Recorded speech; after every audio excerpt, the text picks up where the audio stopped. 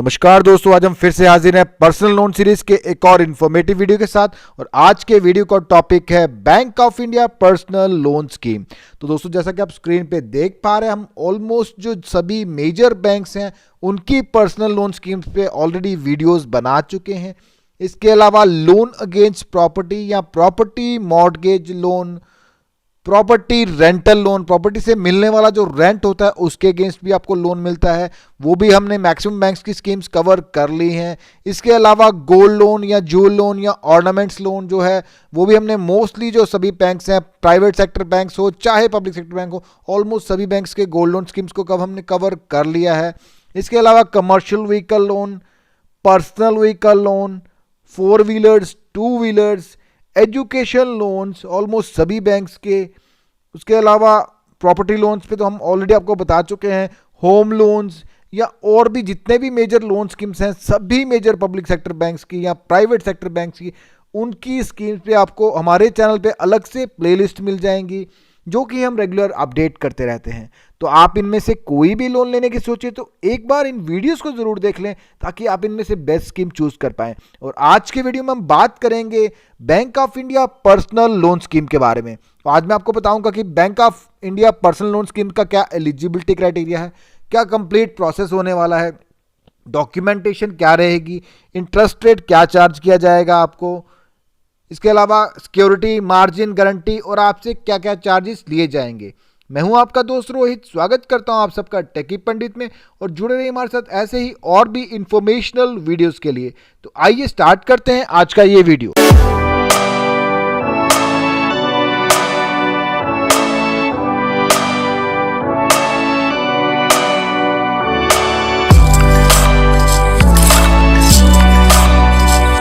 Bank of India personal loan scheme. तो दोस्तों, personal loan आप चाहे बैंक ऑफ इंडिया से लें या किसी भी पब्लिक सेक्टर या प्राइवेट सेक्टर बैंक से लें, तो पर्पस सिंपल है। आप अपनी किसी भी प्रोफेशनल, सोशल या फाइनेंशियल कमिटमेंट को पूरा करने के लिए इस लोन स्कीम का लाभ उठा सकते हैं। चाहे वो एजुकेशन हो, हॉलीडे हो, ट्रैवलिंग हो, मेडिकल हो। उसके अलावा अगर आपने कोई अनऑर्गेनाइज सेक्टर से कोई लोन उठा के रखा है जिस पे आप बहुत एक्सेसिव रेट ऑफ इंटरेस्ट भर रहे हैं, आप उस लोन को चुकाने के लिए भी इस लोन स्कीम का लाभ उठा सकते हैं। दोस्तों, ज़्यादा से ज़्यादा बैंक आपसे एक सिंपल अंडरटेकिंग लेगा कि आप इस पैसे को किस काम के लिए यूज़ करने वाले हैं। बाद में ये टोटली आपकी डिस्कशन रहती है कि आप इस पैसे को किस तरह से यूज़ करते हैं। तो आप इस पैसे को अपनी किसी भी लेजिटिमेट नीड को पूरा करने के लिए यूज़ कर सकते हैं। तो एलिजिबिलिटी क्राइटेरिया क्या रखा गया? कोई भी salaried employee, professionals, individuals with high net worth, तो सैलरीड किसी भी तरीके के हो सकते हैं, state government, central government, public sector undertaking, corporate sector या किसी ऑटोनमस बॉडी में, यूनिवर्सिटी वगैरह में काम करते हैं तो वो लोग भी एलिजिबल हैं। तो अगर आप प्रोफेशनल हैं लाइक सीए, डॉक्टर, इंजीनियर, तो आप भी इस लोन स्कीम के लिए एलिजिबल हैं। तो क्वांटम कितना रहेगा? मिनिमम साइज जो है at metro and urban centres 10,000 है और रूरल और सेमी अर्बन सेक्टर्स में मिनिमम कुछ भी नहीं रखा गया, बट मैक्सिमम जो कैप रखी गई है वो 10 लाख की है। आपको जो लोन मिलेगा वो टोटली डिपेंड करेगा आपकी इनकम पे, आपकी सैलरी पे, बट मैक्सिमम जो कैप रखा गया वो 10 लाख का रखा गया। 10 लाख का मतलब नहीं है कि हर किसी को 10 लाख मिल जाएगा। ये आपकी सैलरी पे या आपकी एनुअल इनकम पे डिपेंड करेगा कि आपको कितना लोन मिलेगा। तो यूजुअली जो बैंक ऑफ इंडिया का 10 to 20 टाइम्स तक मिल सकता है सैलरी का। ये डिपेंड करेगा कि आपकी जो आपका एम्प्लॉयर है वो अंडरटेकिंग देता है कि नहीं देता है, बैंक के साथ आपका टाई अप है कि नहीं है। सारी चीज़ों को देखने के बाद बैंक डिसाइड करेगा कि आपको किस स्लैब में डालना है। तो आप यूजुअली जो कैप रखा गया 10 to 20 टाइम्स सैलरी का रखा गया है। और प्रोफेशनल या सेल्फ एम्प्लॉयड उनके लिए रखा गया 50% to 100% of gross annual income as per last income tax returns. तो हर तरह का, अगर आप प्रोफेशनल हैं, सेल्फ एम्प्लॉयड हैं, तो आपका बैंक के साथ रिलेशन कैसा है, आप किस तरीके की बैंकिंग कर रहे हैं, कौन कौन से सारी चीज़ें बैंक देखेगा। फिर उसमें के बाद बैंक डिसाइड करेगा कि 50% से 100% के बीच में आपको किस स्लैब में रखा जाता है, या तो 50% वाले में या 100% वाले में।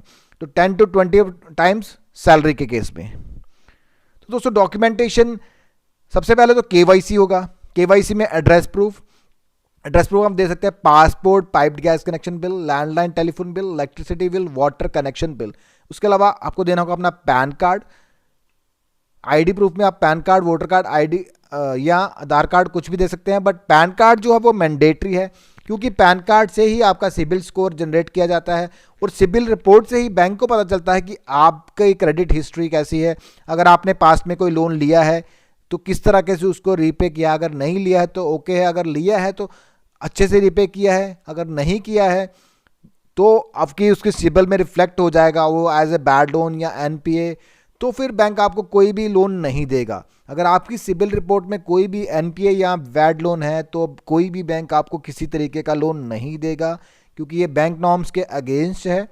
तो अगर आपका सिबिल स्कोर क्लीन है, आपका सिबिल स्कोर अच्छा है, तो कोई भी बैंक आपको लोन के लिए मना नहीं करेगा। और अगर आपका सिबिल स्कोर हाई है तो कुछ बैंक उसमें आपको कंसेशनल रेट्स भी ऑफर करते हैं। उसके बाद में आपको देना होगा इनकम प्रूफ, तो ये डिपेंड करेगा आपकी इनकम पे। अगर आप सैलरीड हैं तो आपकी जो सैलरी स्लिप्स होंगी वही आपका इनकम प्रूफ होगा। उसके अलावा आपको देना होगा फॉर्म 16 की कॉपीज और अपना एम्प्लॉयमेंट का प्रूफ। तो अगर आप सेल्फ एम्प्लॉयड या प्रोफेशनल हैं या बिजनेसमैन है तो आपको प्रोफेशनल्स को देना होगा अपनी जो ITRs होंगी वही उनका इनकम प्रूफ होगा। उनकी जो लेटेस्ट ITRs होंगी लास्ट 3 साल की वही उनका इनकम प्रूफ का काम करेगा। उनकी लास्ट 3 साल की ITR में जो इनकम होगी उसको एवरेज आउट किया जाएगा।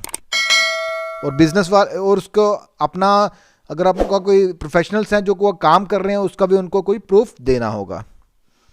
इंटरेस्ट रेट क्या चार्ज कर रहा है bank of India personal loan के लिए? 11.35 टू 12.35% के बीच में। ये डिपेंड करेगा कि आपका प्रोफेशन क्या है, आपका इनकम सोर्स क्या है, आपका सिबिल स्कोर क्या है। ये सारी चीज़ें देख के बैंक आपको डिसाइड करेगा। 11.35 के 12.35 के बीच में ब्रैकेट है। उसके बाद में अगर सीनियर सिटीजन है about 60 years for loans up to 50,000 तो उनको जो रेट चार्ज किया जाएगा वो 10.35% है। तो ये दोस्तों ये अभी के लेटेस्ट रेट्स हैं। आप जब भी लोन ले लेटेस्ट रेट जो बैंक की वेबसाइट से चेक कर लेंगे, आप बैंक में आके कंफर्म करवा सकते हैं। Rates are subject to change, ये चेंज होते रहते हैं। आप जब भी लोन ले लेटेस्ट रेट्स चेक कर लें। तो रीपेमेंट पीरियड मैक्सिमम जो रखा गया है इस लोन स्कीम के लिए 60 मंथ्स रखा गया है विदाउट एनी हॉलीडे पीरियड। आपको किसी तरह का कोई हॉलीडे पीरियड नहीं दिया जाएगा। हॉलीडे पीरियड या मोराटोरियम पीरियड वो पीरियड होता है जिसमें आपको EMI भरने से छूट दी जाती है एक तरह से। तो वो मोस्टली आपको एजुकेशन या होम लोन्स में ही दिया जाता है। इस लोन में आपको कोई भी हॉलीडे पीरियड नहीं दिया जाएगा। तो डिसबर्समेंट कैसे किया जाएगा? तो आपका लोन एक आपकी डॉक्यूमेंटेशन लेने के बाद आपका लोन सैंक्शन किया जाएगा। सैंक्शन करने के बाद आपका जो अमाउंट होगा सारा का वो बैंक आपको डिसबर्समेंट करके आपके सेविंग अकाउंट में डाल देगा। बाद में ये आपकी डिस्कशन रहेगी कि आप इस पैसे को किस तरीके से यूज़ करेंगे। आपको कोई भी बिल्स वगैरह प्रोवाइड करने की ज़रूरत नहीं है और ना ही इस पैसे का कोई एंड यूज़ वेरिफिकेशन किया जाता है जैसे कि कार लोन, एजुकेशन लोन या होम लोन में किया जाता है। तो मार्जिन रिक्वायरमेंट्स कोई नहीं है इस लोन स्कीम के लिए, किसी तरह के किसी मार्जिन की कोई ज़रूरत नहीं है। तो चार्जेस आपसे जो लिए जा रहे हैं 1 time 2% of the loan amount, कम से कम 1,000 और ज़्यादा से ज़्यादा 10,000, 1,000 से 10,000 के बीच में आपको कुछ चार्जेस देने होंगे।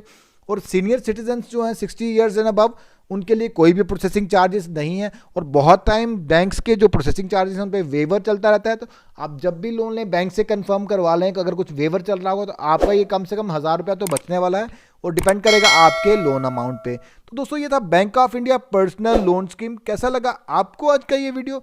कमेंट बॉक्स में कमेंट करके जरूर बताएं। अगर आपको ये वीडियो पसंद आए तो वीडियो को लाइक करें, चैनल को सब्सक्राइब करें और वीडियो को शेयर करें। Thank you for watching.